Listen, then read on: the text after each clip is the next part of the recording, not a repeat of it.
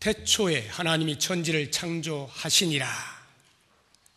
성경을 열면 가장 먼저 만나게 되는 문구입니다. 우리의 눈에 제일 먼저 들어오는 것이 바로 이 말씀입니다. 태초에 하나님이 천지를 창조하시니라. 이 문구는 기독교 자체를 대변하고 있는 대선언과도 같은 말씀입니다. 오늘부터 창세기를 강해하면서 하나님께서 우리에게 주시고자 하는 말씀들을 생각해 보려고 하는데, 그 첫 시간으로 바로 이 말씀, 태초에 하나님이 천지를 창조하시니라, 이것을 창세기의 총 주제로 잡고 말씀을 드리려고 합니다. 제가 창세기의 전체 강의 주제를 무엇으로 잡을까 기도하면서 많이 고민을 했는데, 이것저것 아무리 생각해도 이 1장 1절의 말씀만큼 함축적이고 의미가 있는 주제가 없다 하는 생각이 들면서 이것을 총 제목으로 삼게 되었습니다. 그리고 이제 이 말씀을 같이 우리가 나누어 보고자 하는데, 저는 이 창세기 1장 1절의 말씀을 대할 때마다 제가 경험한 그 한 가지 사건을 잊을 수가 없습니다. 제가 부임하여서 처음 제자훈련을 할 때 그 일기생 가운데 한 집사님인데 이렇게 말씀을 나누는 중에 그런 이야기를 하더라고요. 믿음이 마음에 들어오지 않는다는 거예요. 이렇게 성년이 되어서 예수를 믿게 되었는데 잘 모르겠다는 거예요. 그래서 믿음이 없는 그러한 상태였는데 이래서는 안 되겠다 싶어서 한번 성경을 한번 읽어보자 라고 해서 처음을 딱 폈는데 들어오는 문구가 바로 이것이었습니다. 태초에 하나님이 천지를 창조하시니라. 이 말씀을 보는 순간에 자기도 모르는 사이에 그렇습니다 주님, 그냥 믿음이 들어오더라는 거예요. 그냥 믿어지더라는 거예요. 그 신기한 간증을 하는 것을 제가 들으면서 이 말씀이 그 정도로 위대한 것입니다. 믿음이 없는 자에게 믿음을 불러일으키고 어두워져 있던 눈을 뜨게 만들어주는 기독교의 진실이 무엇이고 살아있는 하나님을 온전하게 선포할 수 있는 말씀, 태초에 하나님이 천지를 창조하시니라. 대단히 위대하고 장엄한 선포입니다. 그런 면에서 우리가 창세기를 시작하기에 앞서서 바로 이 말씀으로 우리가 한번 묵상해 보는 것은 큰 의미가 있다고 생각합니다. 우리가 보통 창세기라고 하면 세상을 여신 하나님 아니겠습니까? 세상을 만드신 하나님. 그래서 이 창세기에 대하여 우리가 좁은 시야를 가질 수밖에 없는 이유 중에 하나가 이 창세기를 그렇게 이해할 때입니다. 우주의 기원과 인류의 기원이 여기에 나와 있다 라고 하는 정도로만 창세기를 이해하게 되면 큰 오해입니다. 또는 창조과학회를 비롯하여서 이 창조론에 대하여 대단한 그 자부심을 가지고 진화론뿐만 아니라 창조론도 우리의 자녀들에게 가르쳐야 한다라고 주장하는 많은 의로운 사람들이 바로 그 창조론에 대한 근거로서 창세기를 들고 이야기하는 경우에도 역시 창세기를 정확하게 이해한 것은 아닙니다. 창세기가 기록된 목적은 바로 그와 같은 것을 위하여, 왜 창조론이 진화론이 아닌 창조론이어야만 하느냐라고 하는 것을 과학적으로 입증해내는 근거로서 창세기가 기록된 것이 아니에요. 만약 그렇다라고 한다면 창세기가 전체 50장인데 그것으로 부족하죠. 여러분, 과학 가운데에서 아주 조그마한 이슈 하나를 입증해내기 위하여 얼마나 많은 논문들이 쏟아져 나오는지 모릅니다. 한 논문이 적어도 300페이지에서 500페이지 됩니다. 아티클과 이런 것들을 합하면요, 하나의 조그마한 이슈를 입증하는데 그렇게 많은 분량이 필요해요. 예를 들어서 이파리에 있는 염색체가 어떠하냐, 이런 거 하나를 연구하는 데 있어서도 어마어마한 분량의 과학적 증명이 필요한 것입니다. 그렇다고 하면 천지를 창조하신 하나님의 그 창조 세계를 과학적으로 입증하여 자 보라, 진화론이 아니라 창조론 아니냐, 이렇게 주장을 하려고 한다면 여기에 나와 있는 분량으로는 어림도 없죠. 성경 전체가 다 창조 기사로 기록되었다 할지라도 부족할 것입니다. 그런데 우리가 보시면 알겠습니다만 창조 기사는 창세기의 단 2장입니다. 1장과 2장 2장 밖에는 창조 기사가 나와 있지 않아요. 그런 걸 보면 하나님께서 창세기를 기록하게 하실 때에는 그와 같은 목적을 가지고 기록한 것이 아님을 알게 됩니다. 이것에 대하여 성경은 우리에게 말하기를 창조 사건은 과학으로 입증되고 과학으로 입증하여서 우리가 받아들이는 논리 가운데 하나가 아니고 믿음으로 받는 것이다 선포하고 있습니다. 히브리서 11장 3절에 보면 믿음으로 모든 세계가 하나님의 말씀으로 지어진 줄 우리가 아나니. 놀랍죠. 창조는 분명히 과학적으로 증명할 수 있는 부분이 있겠습니다만 과학으로 다 증명할 수 없는 것이 하나님의 창조의 신비입니다. 그렇기 때문에 다 이해되어지지 아니하는 것을 어떻게 우리가 받아들일 수 있게 하느냐? 하나님은 오직 믿음으로 가능하게 만드신 거예요. 그래서 믿음으로 모든 세계가 하나님의 말씀으로 지어진 줄 알게 되는 것입니다. 그런 차원에서 창세기는 그러한 이론을 합리화시키기 위하여 존재하고 있는 것이 아님을 알게 되고요. 단순히 우주의 기원과 인류의 기원 자체를 입증하는 것으로서만 존재하는 것이 아님을 알아야 하는 것입니다. 그렇다면 과연 창세기는 무엇을 위하여 기록되었을까 하는 부분에 대하여 어느 정도의 답을 얻기 위해서는 이 창세기를 기록한 저자와 당시의 배경과 1차 수신자가 누구였느냐 하는 것을 알 필요가 있습니다. 여러분이 모두 아시는 것처럼 창세기는 모세가 지었죠. 모세오경, 창세기, 출애굽기, 레위기, 민수기, 신명기 이 5권의 책을 모세가 지었습니다. 언제 기록하였겠습니까? 모세가 살아있을 때겠죠. 그러면 모세는 어느 쪽 사람이었느냐? BC 1500년경으로 여러분 이해를 하시면 되겠습니다.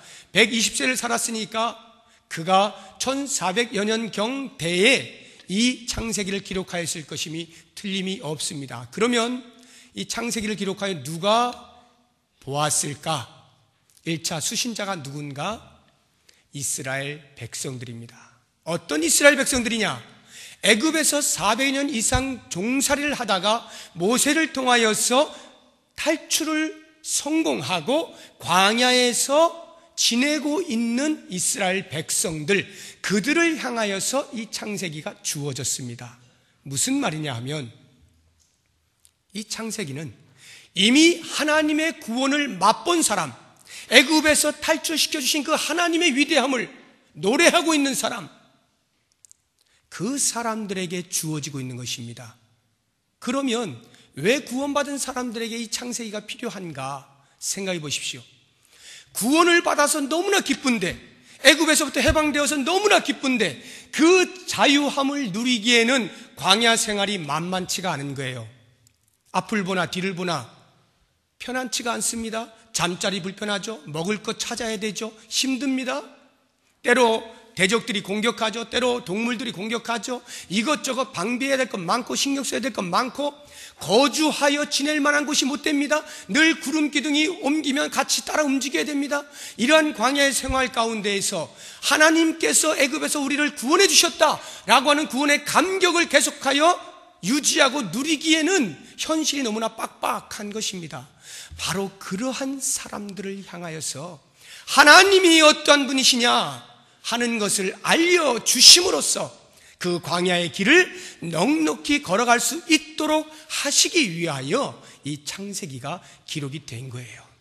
그런 면에서 태초에 하나님이 천지를 창조하시니라 창조주 하나님을 그들에게 소개할 때에는 과연 어떠한 하나님으로 알게 하시기 위하여, 그래서 그 인식되어진 하나님으로 인하여서 우리는 그 하나님께 어떻게 살아드려야 하느냐라고 하는 부분까지 인식하게 하기 위해서 이 창세기는 기록이 된 것입니다.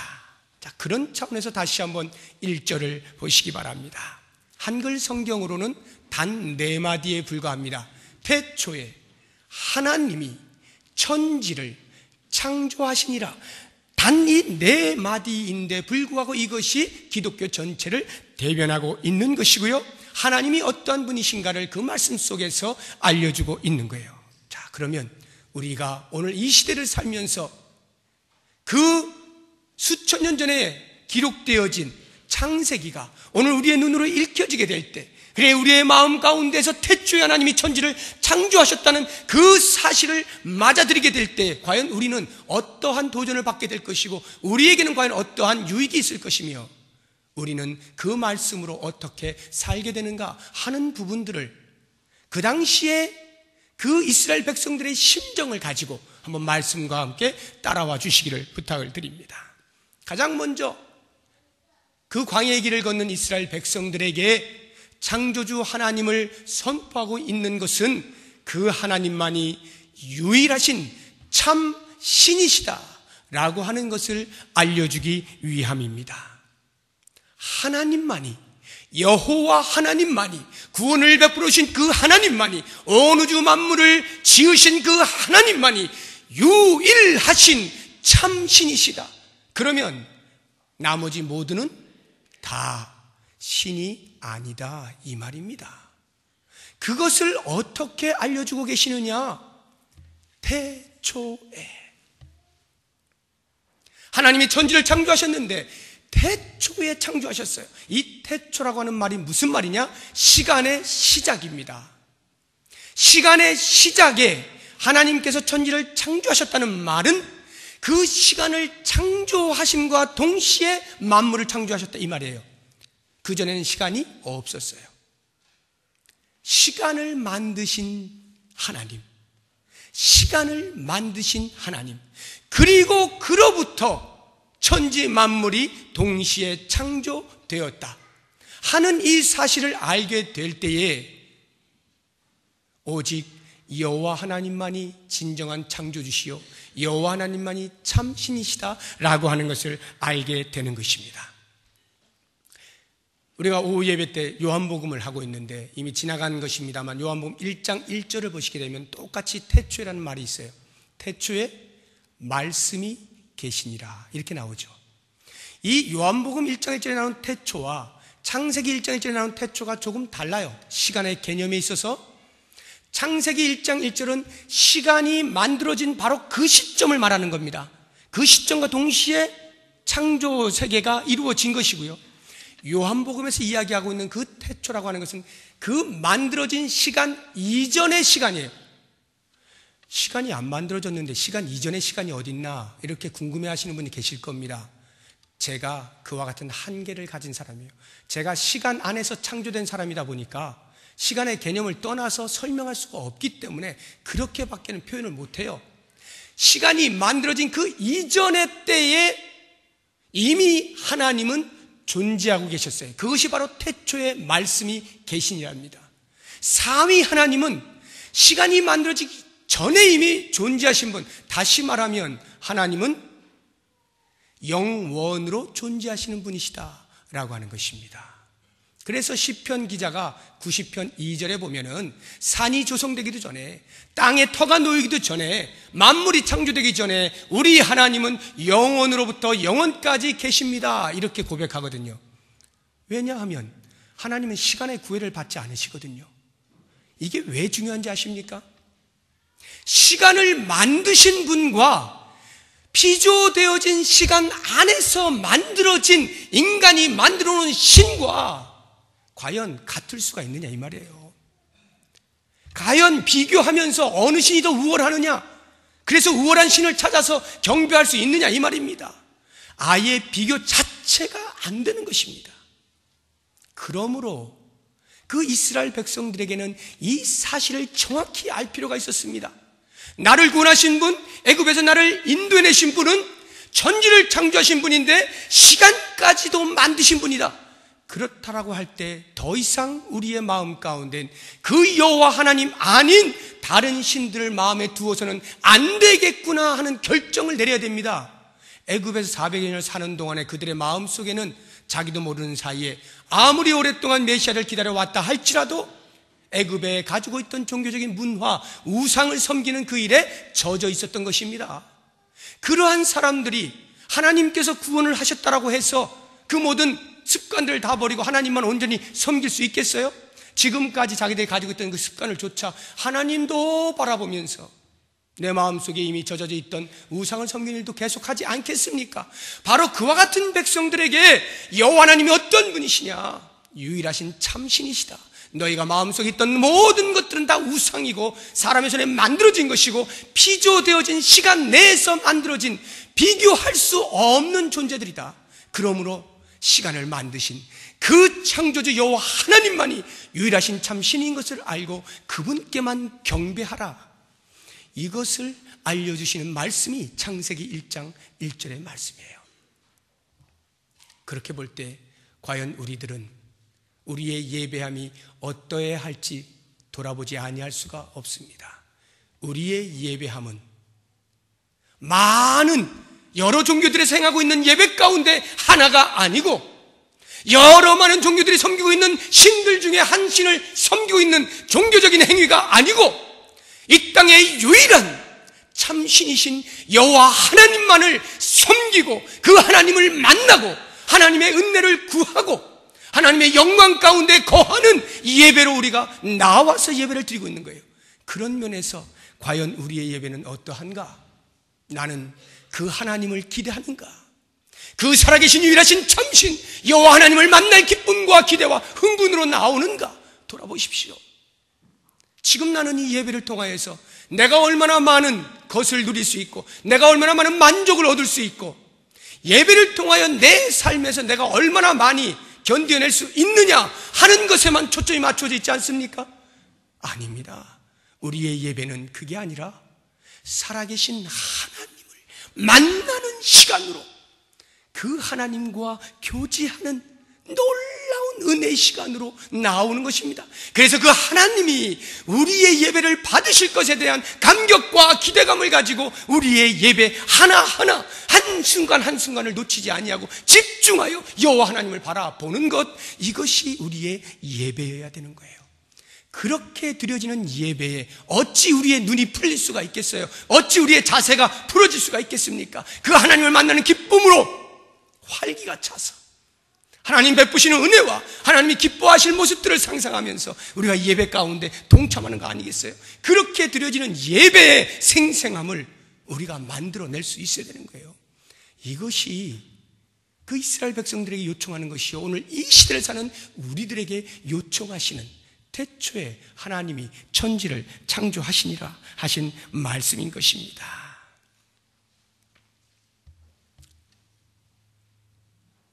이렇게 유일하신 하나님, 그 하나님이 내가 부르는 아버지 하나님이라고 할 때 우리의 마음 가운데 얼마나 큰 위로와 감격이 됩니까? 아무리 광야와 같은 삶을 산다 할지라도 내가 유일하신 하나님을 섬길 수 있다고 하는 이 자체가 이미 우리에겐 특권으로 다가오는 것 아닙니까? 이 감격이 하루도 끊임없이 계속적으로 우리의 삶 가운데서 예배하는 기쁨이 충만해질 수 있기를 주의 이름으로 축복합니다. 두 번째로, 태초에 하나님이 천지를 창조하셨다라고 선언하고 있는 이 말씀 속에서 당시의 이스라엘 백성들이 볼 수 있었던 하나님은 전능하신 하나님입니다. 하나님은 전능하시다. 태초에 하나님이라고 할 때 이 하나님이 원어로 엘로힘입니다. 엘로힘, 못할 것이 없으시다, 힘이 세시다, 전능하시다 라고 하는 뜻의 복수형이에요. 전능하신 분들이라고 하는 것인데, 우리는 바로 이것 때문에 삼위일체 하나님을 설명할 때 창세기 1장 1절을 많이 활용하곤 합니다. 분명히 하나님은 복수인데 창조하셨느니라 라고 하는 동사는 단수예요. 히브리어는 이 성과 격이 수가 탁탁 맞아야 되거든요. 그런데 주어가 복수인데 동사가 단수면 문법적으로 안 맞잖아요. 이렇게 안 맞는 것에 대하여 삼위일체 하나님을 설명을 하는 것입니다. 그러나 창세기 1장 1절에 그 하나님이 복수로 쓰여진 것은 단순히 삼일째 하나님을 증명하기 위해서만이 아니라 그보다 더 중요한 것이 있는데, 이 천지를 창조하신 것과 관련하여서 문법적으로 말을 하면 장엄복수라 이렇게 신학적으로 말을 하는데요, 장엄복수가 뭐냐 하면 그 천지를 창조하신 행위자가 얼마나 위대하신가, 얼마나 크신 분이냐 라고 하는 것을 어떻게 해서든지 감탄하고 감격하면서 드러내고 싶은데, 그냥 하나님이라고 해서는 이게 답이 안 나와요. 그래서 비록 단수이지만 복수로 표현함으로써 이만큼 위대한 분이시다 라고 하는 것을 알리는 것이 바로 이 문법적 용어 장엄복수예요. 그런 차원에서 하나님이 천지를 창조하셨다라고 할 때에 그 천지를 창조하신 하나님의 전능성이 이 말씀 가운데 그대로 녹아져 있는 것입니다. 온 우주 만물을 창조하실 때 하나님은 우주의 행성들, 천체들, 그와 같은 거대한, 도대체 우리가 상상할 수도 없고 과학적으로 다 증명도 되지 아니하고 겨우 정말 위대하다 이렇게 표현밖에 못하는 그러한 거대한 우주를 형성하신 것뿐만 아니라 이 땅의 아주 작은 풀 한 포기조차도 하나님의 솜씨예요. 하나님의 손길이 닿지 아니한 것이 없어요. 이것이 하나님의 전능성입니다. 거시적인 것에서부터 가장 미시적인 것에 이르기까지 하나님의 손길이 미치지 아니한 것이 없는 온 우주 만물의 창조, 전능하신 하나님. 그래서 저는 이 창세기 1장 1절을 볼 때마다 이 찬송을 제가 잊을 수가 없어요. 여러분도 아마 아실 거예요. 어렸을 때에 많이 불렀던 찬송인데, 내 하나님은 크고 힘있고 능히 있어 못할 것 전혀 없네. 기억나십니까? 내 하나님은 크고 힘있고 능히 있어 못할 것 전혀 없네. 내 하나님은 크고 힘있고 능히 있어 못할 것 전혀 없네. 저 산들도 그의 것, 골짜기도 그의 것, 별들도 그의 솜씨. 내 하나님은 크고 힘있고 능히 있어 못할 것 전혀 없네. 이 찬송 부를 때마다 천지를 지으신 여호와 하나님, 자연 만물을 지으신 여호와 하나님, 우주를 만드신 여호와 하나님, 그 하나님의 솜씨를 노래하지 아니할 수가 없는 감격이 있는 것입니다. 그런데 그 전능하신 하나님은 자연을 만드신 것뿐만 아니라 우리의 인간도 만드셨어요. 우리의 인간을 창조하신 전능하신 하나님이에요. 그리고 자연을 만드시고 그 자연을 다스리시는 것처럼 우리 인간을 만드시고 인간의 행사를 다스리시는 전능하신 하나님이에요. 왜 광야의 길을 걷고 있는 이스라엘 백성들에게 이와 같은 전능하신 하나님이 필요했을까요? 광야길 만만치 않잖아요. 이미 앞서 말씀드린 대로 온갖 고생이 펼쳐져 있는 곳입니다. 하나님께서 우리를 구원하셨다라고 하면 이제는 그 구원에 합당한 파라다이스로 직접 옮겨주셔야지. 그래야 역시 하나님의 구원은 대단해, 이렇게 우리가 마음껏 찬양할 것 아닌가라는 생각이 들지 않습니까? 우리가 예수를 믿으면 예수 믿은 증거로 우리의 삶이 형통이 쫙 펼쳐질 때 역시 예수를 믿는 데는 이유가 있어 하고 찬송을 할 것 아닌가, 이게 우리의 생각 아닙니까? 그런데 막상 이스라엘 백성들이 나서고 있는 곳은 그런 파라다이스는커녕 하루하루 사는 게 고단한 광야의 길입니다. 구원을 베풀어 주셔서 애굽으로부터는 해방되어서 참 기쁜데 그 기쁨을 누리기에는 현실이 너무나 척박해요. 망망합니다. 그래서 그러한 자리에서 마음 가운데 의심이 생길 수가 있어요. 두려움이 생길 수가 있습니다. 불안해할 수가 있어요. 과연 하나님께서 우리를 애굽 땅에서 인도해 주시긴 하였는데, 내오시긴 하였는데, 과연 우리가 이 광야의 길을 언제까지 걸어야 할 것이며 그 걸음 가운데 과연 하나님이 보호해 주실 것인가, 지키실 것인가, 수없이 많은 대적들이 있게 될 터인데 수없이 많은 위험들이 도사리고 있을 터인데 이 광야의 길을 과연 우리가 통과할 수 있을 것인가? 이 부분에 대하여 마음에 얼마나 많은 불안감이 있겠어요.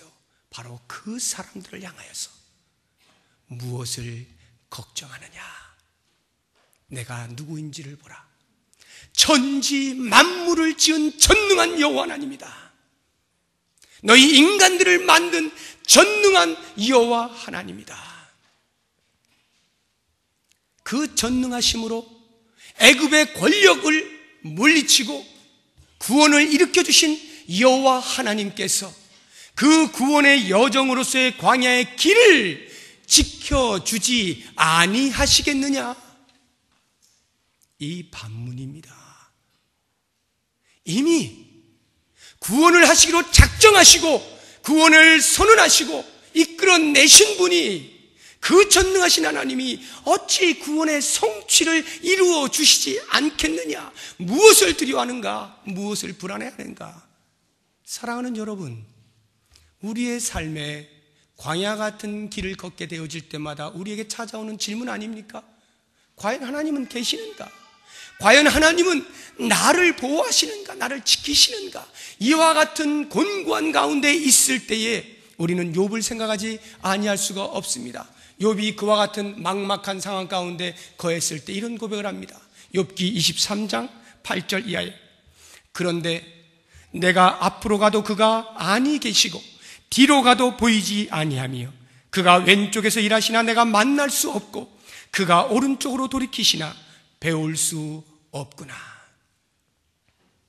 하나님이 계신 것은 알겠는데, 하나님이 나를 구원해 주신 것은 알겠는데, 지금 당장의 내 현실을 보니까 구원받은 백성다운 모습이 안 보여요. 그 결과가 나타나지 않아요. 고통 가운데 있어요. 고난 가운데 있어요. 앞을 봐도 하나님이 안 계신 것 같고 뒤를 봐도 안 계신 것 같고 사방이 둘러싸여져서 도무지 답을 찾을 수 없는 그와 같은 상황 가운데 있을 때에 우리는 태초에 하나님이 천지를 창조하시니라 그 전능하신 하나님을 볼 수 있어야 돼요.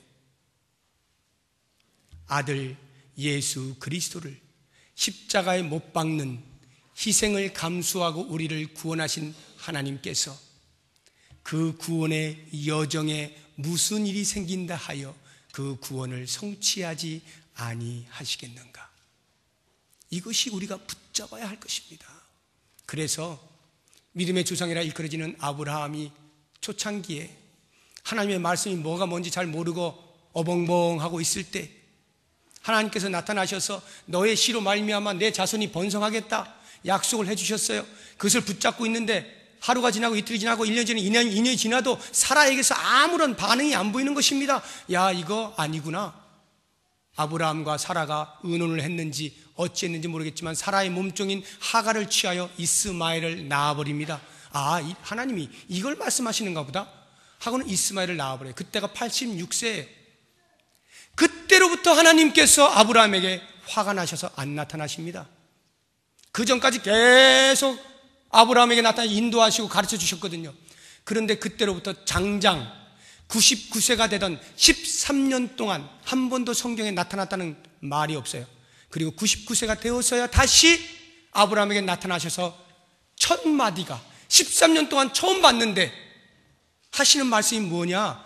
창세기 17장 1절에 보시면 나는 전능한 하나님이라 너는 내 앞에서 행하여 완전하라 이 말씀이에요. 나는 전능한 하나님이라 너는 내 앞에서 행하여 완전하라. 왜 나의 전능함을 믿지 못하느냐 이 말이죠.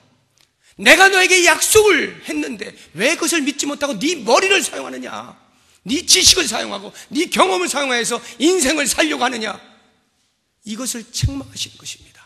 그리고 행하여 완전하라고 말씀하시는 거예요. 우리가 구원을 받은 백성으로서 하나님 앞에 감사할 때가 있지만 때때로 찾아오는 인생의 광풍 앞에서 우리는 하나님의 전능하심을 놓칠 때가 있습니다. 마치 하나님이 아니 계신 것만 같은 그러한 다 죽어가는 신음하고 한탄하고 땅을 치는 그러한 모습이 있을 때가 있어요. 우리 인간이 연약한 것을 감안한다 할지라도 그때 사랑하는 여러분 기억하십시오. 하나님은 전능하신 하나님이에요. 우리의 아픔과 우리의 고통과 우리의 역경을 모르시는 분이 아닙니다. 그러므로 우리가 그 전능하신 하나님을 신뢰하면, 그래서 그 하나님을 내 삶 가운데 느끼고 그 하나님 앞에 나아가서 하나님의 도우심을 구하면 반드시 전능하신 하나님은 우리의 문제들을 해결해 주실 뿐만 아니라 하나님의 전능하심을 우리들에게 나타내 주시는 거예요. 이게 신앙생활입니다. 우리에게 주어지는 복이 무엇입니까? 인간의 힘으로 아니다라고 여겨졌을 때, 더 이상 답이 없다라고 여겨졌을 때, 바로 그 순간에 성도는 하나님 앞에 나아가 무릎을 꿇고 전능하신 하나님, 하나님만이 하실 수 있습니다. 하나님이 이 일을 해결해 주십시오. 간절히 간구할 때 그 하나님은 하나님의 전능하심을 우리들에게 보여주시는 거예요. 이와 같은 하나님을 경험하면서 살게 될 때 우리의 인생은 주님이 부르시는 그날까지 얼마나 멋지겠어요. 비록 힘들고 어려운 때가 닥친다 할지라도 그것을 다시 견디게 하시고 이기게 하시고 승리의 노래를 부르게 하시는 하나님을 순간순간마다 경험하면서 살아가게 될 때에 그 행복 무엇으로 바꿀 수가 있겠습니까? 이 전능하신 하나님을 우리의 신앙의 삶 가운데서 날마다 경험할 수 있기를 주의 이름으로 축복합니다. 마지막 세 번째로, 태초에 하나님이 천지를 창조하시니라. 이 말씀이 이스라엘 백성들 구원받았으나 광야의 길을 걷고 있는 그들에게 주어져야만 했던 이유는 하나님은 온 우주 만물의 주권자이시다 하는 것을 알게 하시기 위함이었습니다. 하나님께서는 온 우주 만물을 만드셨을 뿐만 아니라 다스리고 계셔요.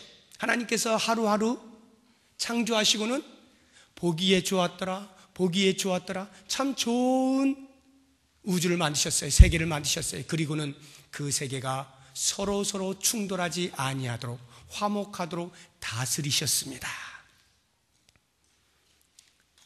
자연의 주인이 하나님이시다 이 말이죠. 그런데 그 우주 만물을 지으신 하나님께서 인간도 지으셨다 했잖아요. 그리고 인간의 행사도 다스린다고 했잖아요. 그렇다고 하면 이 인간의 주인은 누구냐? 인생의 주인은 누구냐? 역시 동일한 대답을 할 수밖에 없지 않습니까? 자연 만물의 주인이 여호와 하나님이시라면 인간을 창조하신 인생의 주인도 역시 여호와 하나님이시다, 이 고백을 할 수밖에 없잖아요. 그렇다면 자연이 만들어진 이후에 자기들 마음대로 움직이고 다니는 것이 아니라 하나님의 통치를 받아서 질서 있게 살아가고 있다고 한다면 우리의 인생도 역시 마찬가지로 그 창조주 하나님의 주권 아래서 질서를 따라 살아가야 되는 것이 마땅하죠. 내 마음대로 살아서는 안 되는 거예요. 애굽에서 나왔습니다. 이스라엘 백성들이 우리는 해방되었다, 이제부터 우리 마음이야 하고 자기들 마음대로 살 수 있었던 그 환경 속에서 하나님이 그게 아니다는 거예요. 아니야, 너희들 그거 아니야. 너희들 주인이 누군지 알아야 된다. 왜 너희들이 지금 애굽에서 그렇게 오랫동안 종노릇 했는지 아니?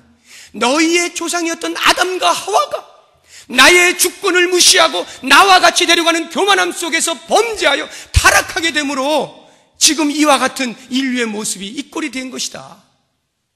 하나님께서 그걸 가르쳐 주시는 거예요.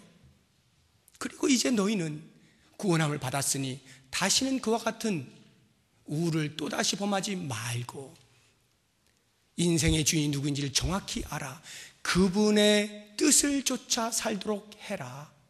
이렇게 하면서 하나님께서 그 이스라엘 백성들에게 율법을 내려주신 거예요. 그래서 율법을 받은 이스라엘 백성들은 광야의 길을 가는 동안에, 사실 생각해 보세요. 광야에서 사는 동안에 율법이 뭐가 그렇게 필요하겠어요?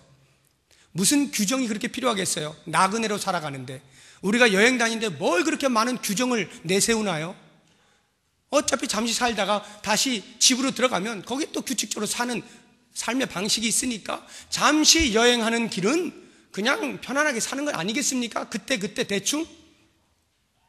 이스라엘 백성들이 광야의 길을 걷는데 뭔 규정이 그렇게 많아요? 율법을 주어서 그것대로 살게 하는 피곤함이 어디 있습니까? 매일같이 아침에 일어나면 뭐 먹어야 되나 걱정해야 되고, 하루 종일 구름 기둥이 떠나가면 같이 떠나가야 되는 불편함이 있고, 잠자리 또 어떻게 자야 돼? 이런 걱정하느라고 규정이 어디 있습니까? 그런데 왜 그런 사람들에게 율법을 주시냐고요? 인생의 주인이 누구인지를 정확하게 알게 하시는 거예요.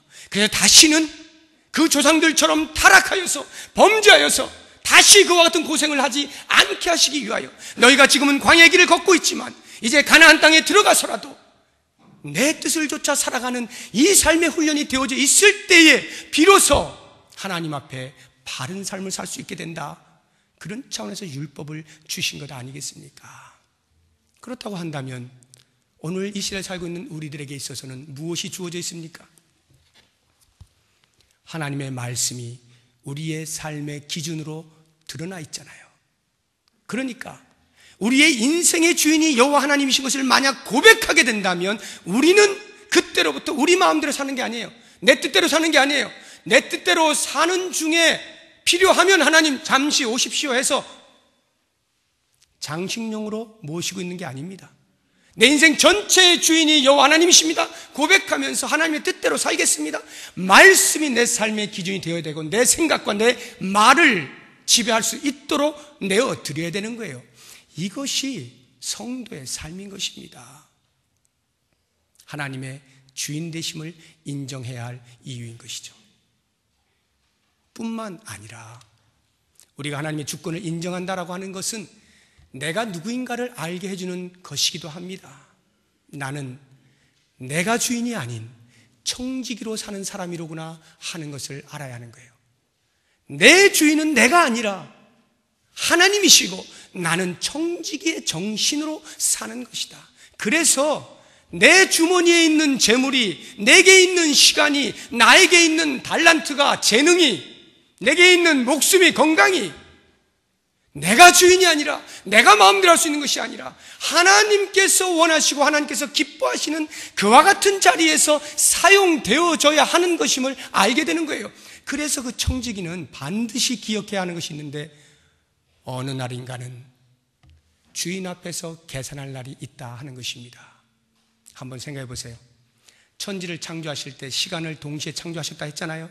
시간의 창조와 더불어 천지가 창조되어질 때에 그 시간을 만드신 하나님께서 언젠가 그 시간을 마무리하실 때가 오지 않겠어요?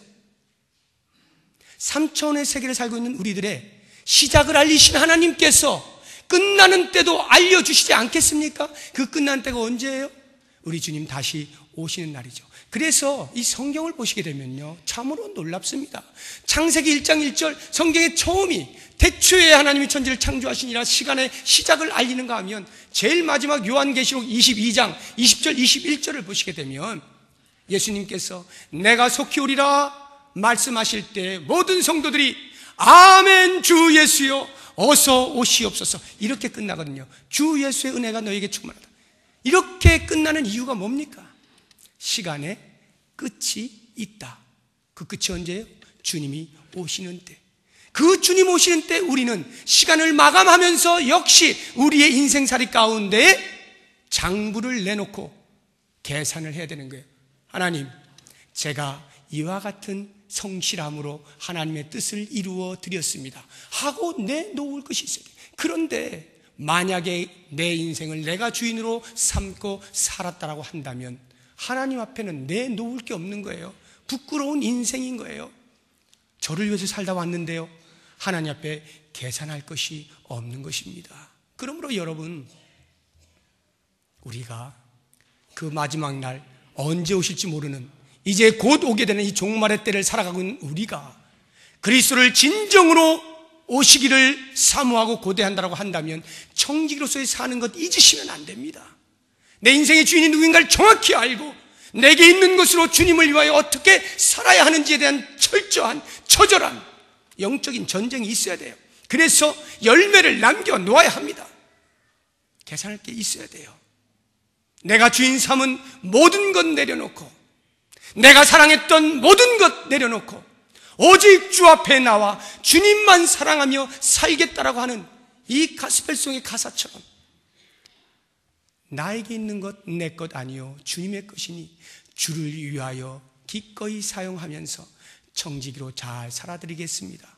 이러한 삶을 사는 것이 오늘 이 시대에 살고 있는 우리에게 요청되어지는 이 창세기 1장 1절이 우리에게 들려주는 말씀인 것입니다. 이제 말씀을 정리하겠습니다. 여러분, 창세기 1장 1절, 태초에 하나님이 천지를 창조하시니라. 이 말씀을 날마다 기억하십시오. 그리고 마음에 각인하십시오. 이 말씀을 묵상할 때마다 여호와 하나님만이 오직 우리가 섬겨야 할 유일한 참신으로 경배의 대상이다. 바른 예배를 드리시고, 여호와 하나님이 전능하셔서 우리의 모든 인생의 문제들을 다 알고 계시고 해결해 주시고, 그분 앞에 나와 무릎을 꿇으면 언제든지 하나님께서 해결해 주신다.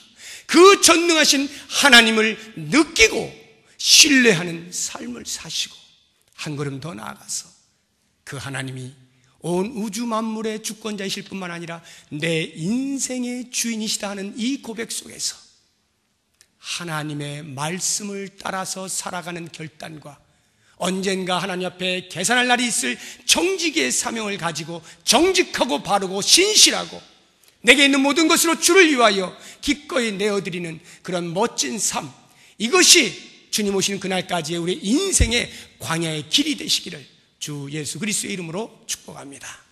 기도하겠습니다. 하나님 아버지, 천지를 창조하신 하나님을 기억할 때마다 비록 우리는 시간과 공간의 한계 안에 갇혀 있어 하나님을 다 인식하지 못한다 할지라도 우리를 향하신 하나님의 크신 사랑과 그 구원에 베푸신 은혜들을 기억하면서 하나님의 백성으로 때로 위로하시고 때로 권면하시고 때로 경계하시고 경고하시는 말씀들을 가슴에 담아 하나님의 백성다운 삶을 멋지게 살아드릴 수 있도록 도와주시옵소서. 예수 그리스도의 이름으로 기도드립니다. 아멘.